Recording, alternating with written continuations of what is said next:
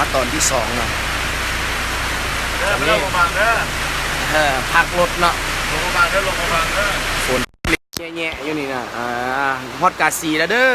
กาสีแล้วจุดพักรถโซเฟอร์รถคนบอกว่าขอพักผ่อนหน่อยหนึงก่อน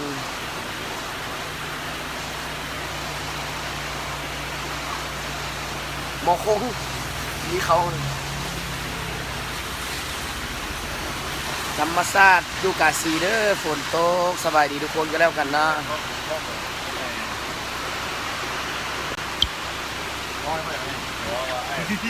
พ่อกันอยู่หลวงเขาบังนะรถชน ลงมาบังเด้อ หมอนี่แหละเมารถเยอะอยู่เวียงจันทน์ฝนตกบ่อยู่กาสีฝนตกเด้อสบายดีสหายไส้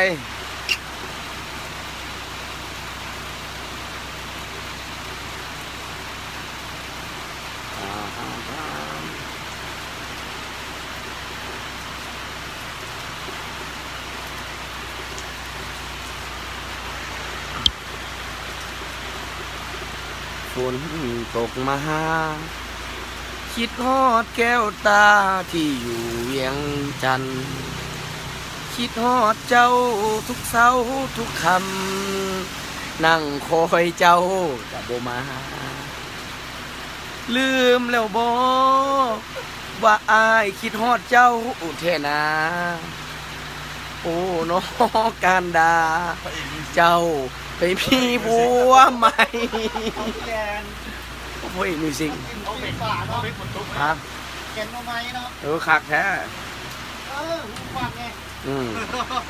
ถึงกับหูฟังเลยเนาะ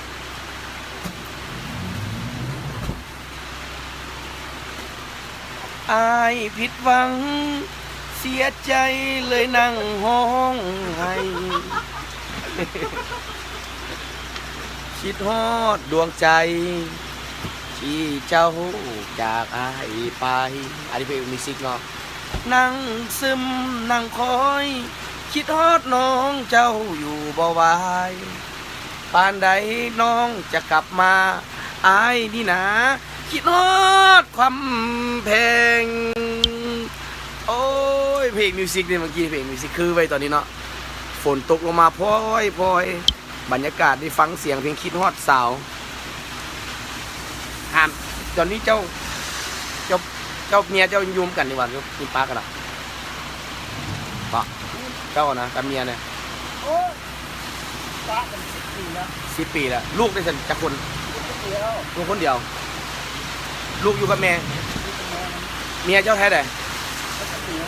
ทำเหนือแก้วไก่เนี่ยคิดฮอดหากับเจ้าบ่ลูกเด้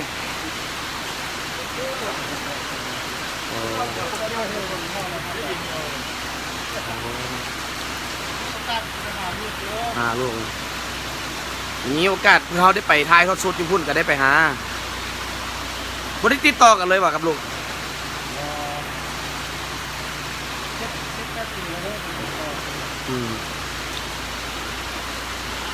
ไปกาซี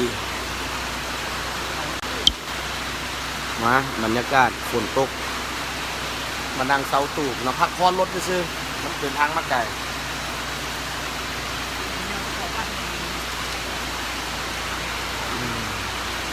โอ้สิเก่ง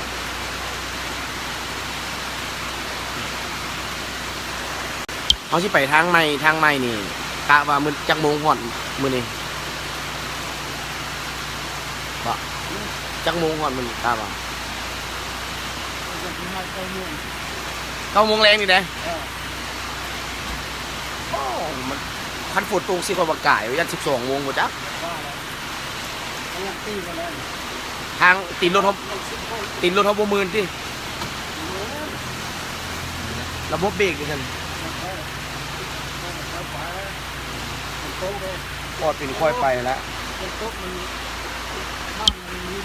แม่นล่ะพอไปค่อยมาผู้ใดที่ว่าเดินทางไปเหนือไปใต้ก็ได้เนาะ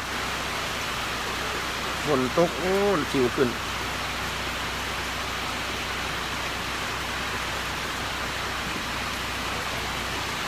ฝนตก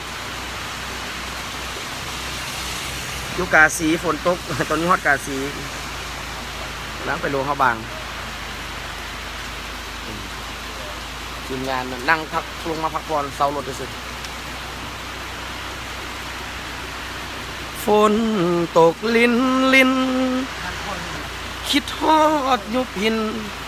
อยู่ทุกคืนวันไปเป็นรถสิมุ่งหน้าเดินทางต่อไปได้ป่านนี้ได้ทางนี้เป็นทางใหม่เป็นทางเก่าเนาะอันนี้เป็นทางเก่าอ่ะโอ้ยโอ้ยเหี้ย ดีไปเหี่ยวเสียเลย โอ้ยเหี่ยวเตือนกูโอ้โห ไม่หนาว ก็สิมาย้อนหลังไอ้กิ้งพี่กระโบเนาะ ผมก็นั่งอยู่หั่น มือกล้องหันเนาะ หน้าบ้าน เป็นไง มอวีแล้ว ยังนอนอยู่อันเป็นไงบสวงบสวง อากาศดีนะครับ อากาศดีเหรออ๋อ